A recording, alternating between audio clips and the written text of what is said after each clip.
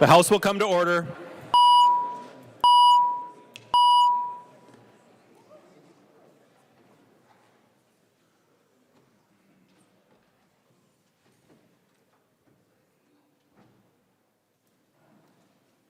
Prayer by the Chaplain.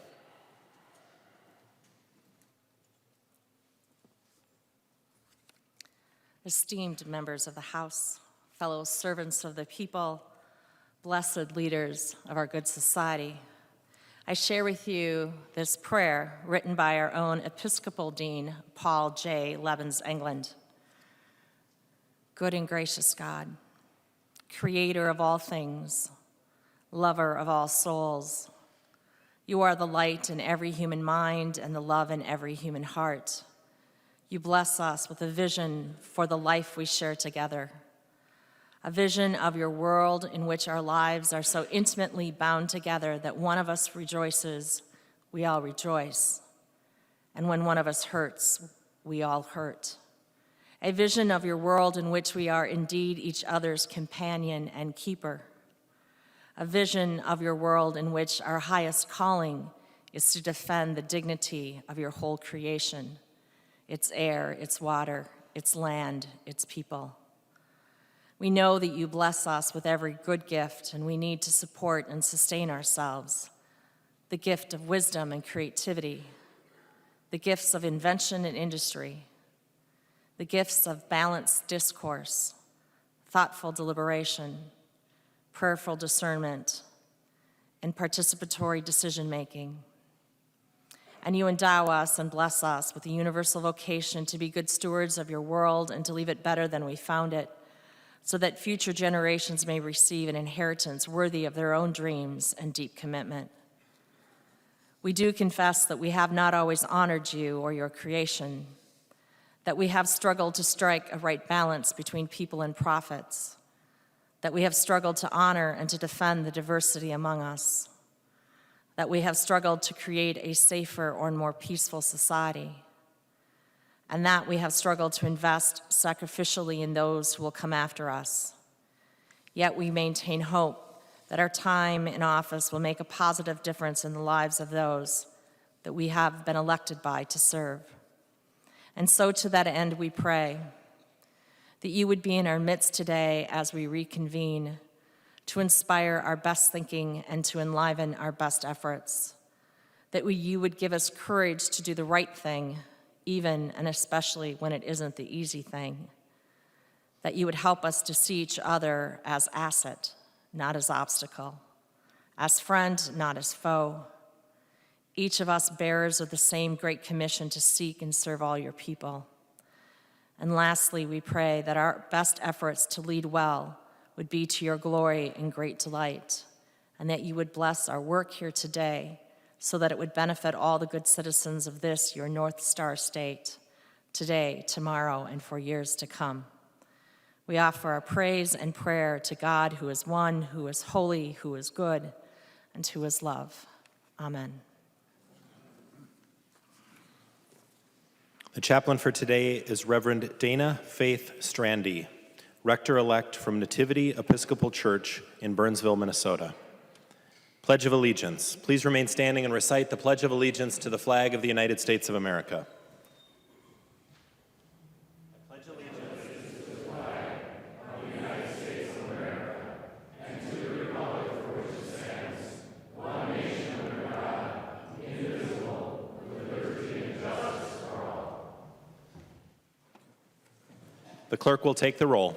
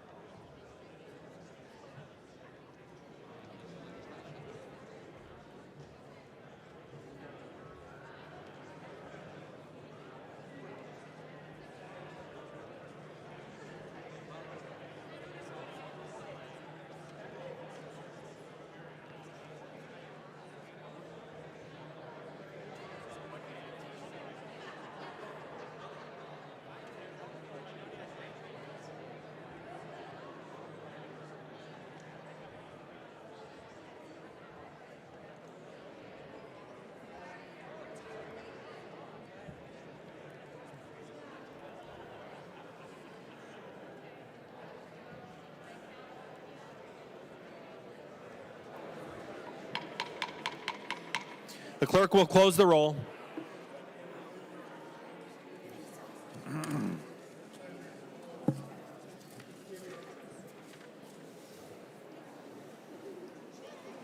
Quorum is present. The clerk will read the journal of the preceding day. Journal of the House, 90th Session, 2017, 20th day, St. Paul, Minnesota, Thursday, February 23rd, 2017. If there's no objection, further reading of the journal will be dispensed with, and the journal will be approved as corrected by the chief clerk. Hearing no objection, the journal is approved as corrected by the chief clerk. Recognize the member from Carver, Representative Nash. For what purpose do you rise? Thank you, Mr. Speaker. Point of personal privilege. State your point of personal privilege. Mr. Speaker, I'd like to recognize in honor of Black History Month a group that was very inspirational to myself. Thank you, Mr. Speaker. Members, as we continue to honor Black History Month, I rise today to recognize some of the most influential servicemen in American history, the Tuskegee Airmen. Members, as a young kid, I was a World War II airplane buff, and I was just always inspired by them, so wanted to put this together today. So facing a completely segregated military in World War II, the Tuskegee Airmen were an all-black group of nearly 1,000 pilots and 15,000 ground personnel. Prior to their service, no African American had been a pilot in the U.S. military. During World War II, these men served with distinction on thousands of combat sorties where they earned a 96 Distinguished Flying Crosses, 14 Bronze Stars, and 8 Purple Hearts. Following the war in 1948, thankfully, President Harry Truman desegregated the military thanks in part to the fame, recognition, and exceptional service of the Tuskegee Airmen. Overcoming discrimination and segregation, faithfully serving our country, and leading our military towards equality will always be the legacy of these African American heroes.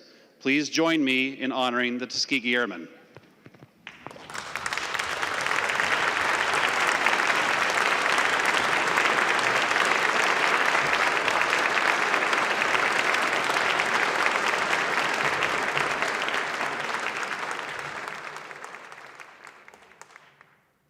Recognize the member from Ramsey, Representative Kunish-Podine. For what purpose do you rise? Point of personal privilege, sir. State your point of personal privilege. Thank you. Good afternoon. This month we make a special point to celebrate the rich history of African American communities and rededicate ourselves to the future where every person in our country has an equal opportunity to thrive. From extraordinary circumstances, we all know about many of our most inspirational heroes that come from the African American communities. Dr. Martin Luther King Jr., who led 250,000 Americans to march on Washington for jobs and freedom, and we still feel the pain of the shots that took his life. Our chest bursts with pride at Rosa Parks' courage when she refused to give up her seat on that Montgomery bus. And as a teacher, my heart skips a beat remembering the brave little girl that was Ruby Bridges as she marched up the steps and demanded an equal education in segregated Louisiana. Now, I encourage you all to drive 13.4 miles from here to the north side of Minneapolis, and you'll find a tribute to one of our own Minnesota trailblazers, the Nellie Stone Johnson School. This African-American, Ojibwe woman, German, French hotel worker, seamstress, labor movement matriarch, this farm kid from Pine County who taught Hubert H. Humphrey all about civil rights, this hellraiser since the Roosevelt administration could tell us a couple of things about what makes a difference. From Lakeville, Minnesota, Nellie and her 6 siblings grew up on a dairy farm near Hinckley, Minnesota. Her father was a member of the Nonpartisan League, a radical rural organization. She grew up with a strong tradition of support for education. Her mother and her grandmother were teachers with an interest in political philosophy. Nellie Stone Johnson had a strong and distinguished record of public service in support of the advancement of minority concerns, the rights of workers, and equal opportunities for all people. She was a life member of the NAACP and the National Council of Negro Women, a member of the National Coalition of Labor Women, the National League of Women Voters, the DFL Affirmative Action Commission, and the DFL Feminist Caucus. She was a former board member of the Minnesota Urban League and recipient of the Urban League Cecil E. Newman Humanitarian Award. Nellie Stone Johnson, who grew up to become one of the most influential forces in the civil rights and labor movements in Minnesota, died on April 2nd, 2002. She was 96 years old. City Pages wrote, "Next time you feel like you're in a whiny mood and it's coming on because politics is corrupt, the schools suck, and everything is going to hell in a handbasket, and I don't feel so hot either. Skip the Prozac and go instead for a dose of Nellie Stone Johnson." Nellie didn't so much restore our faith in humanity as she demanded it. Let us all be part of Nellie's legacy in Minnesota. Thank you.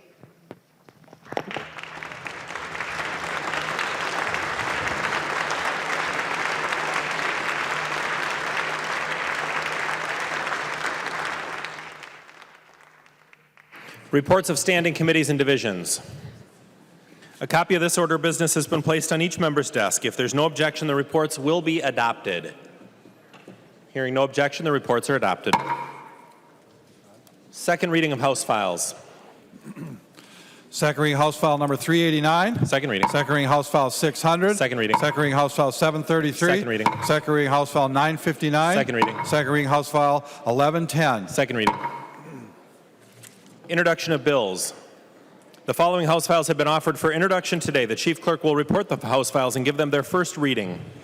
Introduction of first reading of House Files 1702 through 1824. First reading, House File 1702 through 1824. The member from Blue Earth, Representative Johnson C. For what purpose do you rise? Thank you, Mr. Speaker. I rise for a point of personal privilege. State your point of personal privilege. Mr. Speaker and members, I would like to introduce you to the students, teachers, and parents of Emmanuel Lutheran School located in rural Cortland and Nicollet County. Visiting today are 22 students in grades 5 through 8. Their teachers, Mr. Dan Erdman and Ms. Emily Hines, along with 14 chaperones. The students at ILS live in both Brown and Nicollet counties. They had an opportunity to tour the state capitol, visit with both Representative Torkelson and myself, and attend the Ways and Means Committee this morning as they learned more about our state government. ILS has 61 students in 3-year-old preschool through 8th grade with 6 teachers. Emmanuel Lutheran School is one of the oldest schools in Minnesota. It dates back to 1864. This is the 153rd school year for ILS. Please welcome the students, teachers, staff, and parents from Emmanuel Lutheran School. They're right up here.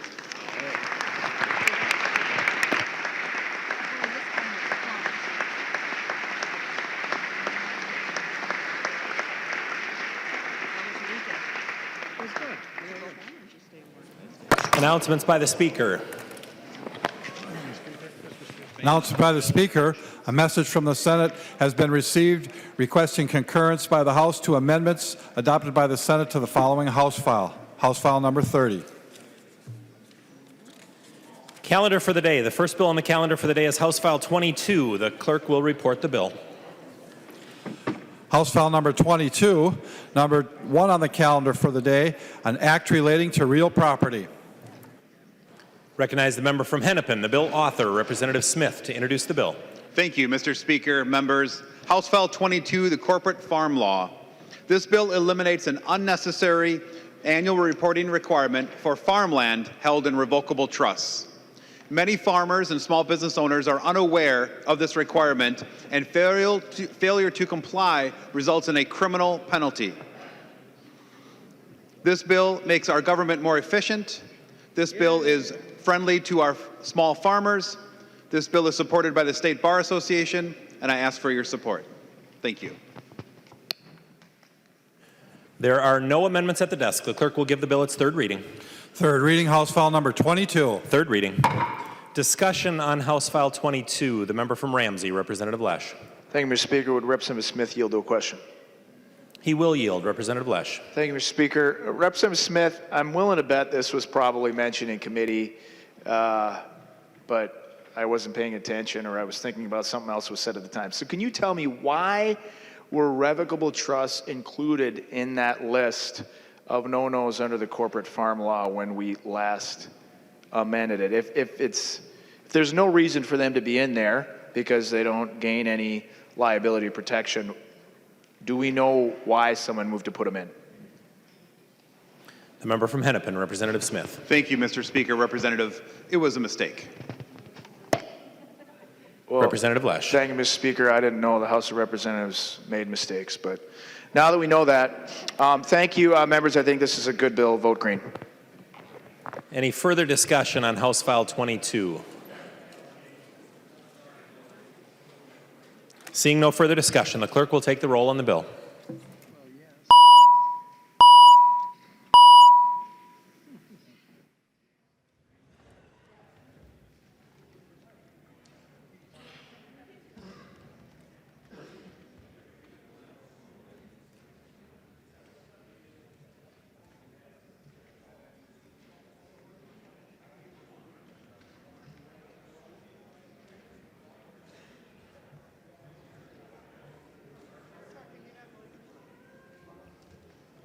Passive-aggressive Deb Keel.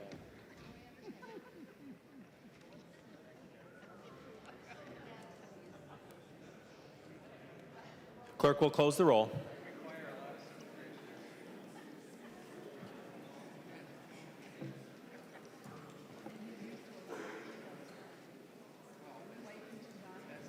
There being 129 ayes and 0 nays, the bill is passed and its title agreed to. Motions and resolutions. There are copies of the non-controversial motions at the House desk and online. If there's no objection, we'll take action on these motions first. Hearing no objection, the motions prevail. There are a few motions at the desk. The clerk will report the motions.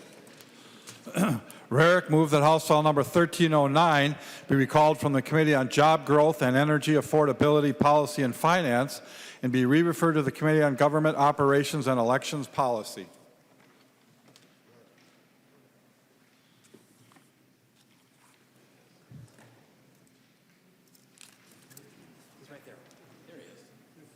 Recognize the member from Pine, Representative Rarick, to introduce your motion. Thank you, Mr. Speaker. I have spoken with both chairs. There's a small provision that this bill needs to go to government operations and then it will be re-referred to jobs and growth again. So I would ask for your support. Thank you. Discussion on the Rarick motion. The member from Ramsey, Representative Mahoney. Thank you, Mr. Speaker. And would the author of the bill stand for a question? He will yield. Representative Mahoney. Representative Rarick, quite often when we do a referral, we kind of give a small understanding what the bill does. If you could do that, I would appreciate it. Member from Pine, Representative Rarick. Thank you, Mr. Speaker. I believe the gist of this bill is asking that when the PUC is looking at requirements, that they consider the economic impact on an area, not just environmental impacts, so that they would include what the environmental impacts would be as well. Representative Mahoney. Thank you, Mr. Speaker, and thank you, Representative Rarick. And by the way, when it comes back to jobs, I just want you to know I had a similar bill that did requirements for things, and the chairman was very opposed to it last year, so you've got a rough road ahead of you. Further discussion on the Rarick motion. Seeing no further discussion, all those in favor signify by saying aye. Those opposed, no. The motion prevails. Lohmer moves that House File number 1452 be recalled from the Committee on Ways and Means and be re-referred to the Committee on Public Safety and Security Policy and Finance. Recognize the member from Washington, Representative Lohmer, to introduce your motion. Thank you, Mr. Speaker. So this is an executive branch bill dealing with the claims process, and the reviser who runs the claims committee process is advised that this bill should go to a policy committee. Both chairs are in agreement, and I would ask for your support. Discussion on the motion. Seeing no discussion, all those in favor of the motion signify by saying aye. Those opposed, no. The motion prevails. Davids moves that House File Number 1693 be recalled from the Committee on Commerce and Regulatory Reform and be re-referred to the Committee on Civil Law and Data Practices Policy. Recognize the member from Fillmore, Representative Davids, to introduce your motion. Thank you, Mr. Speaker and members. This bill has to do with reinsurance. There's a few data practices issues. I haven't talked to either chairman, but I'd appreciate your support to move it. Any discussion on the Davids motion? Seeing no discussion, all those in favor signify by saying aye. Those opposed, no. The motion prevails. Anderson S. moves that House File Number 1773 be recalled from the Committee on Taxes and be re-referred to the Committee on Government Operations and Elections Policy. Recognize the member from Hennepin, Representative Anderson S., to your motion. Thank you, Mr. Chair. This bill deals with tax court appeals and the mailings on the filings, and it needs to take several stops, and we're starting with GovOps instead. I've spoken to both chairs, the Tax Committee and the Government Operations Committee, and they are agreed with this motion. Any discussion on the motion? Seeing no discussion, all those in favor signify by saying aye. Those opposed, no. The motion prevails. Olson moves that House File Number 749 be returned to its author. Member from St. Louis, Representative Olson, to your motion. Mr. Speaker, that is my motion. Discussion on the motion. Seeing no discussion, all those in favor signify by saying aye. Those opposed, no. The motion prevails. Announcements. The member from Carver, Representative Nash. Announcements. Mr. Speaker, thank you. Members, being delivered to your desk is an invitation from myself and Representative Rosenthal. Tomorrow night from 5 until 7 at 11 Wells here in St. Paul, there's going to be a short movie put together by the Distillers Guild. And afterwards, there's going to be members of the distilling community, the craft distilling community here in Minnesota. And they're going to be talking about their product. They're going to be talking about from grain to glass, and they're going to be talking to you about the small businesses that they are trying to thrive here in Minnesota. Please join us, and we look forward to having you. The member from Hennepin, Representative Loeffler. Announcements.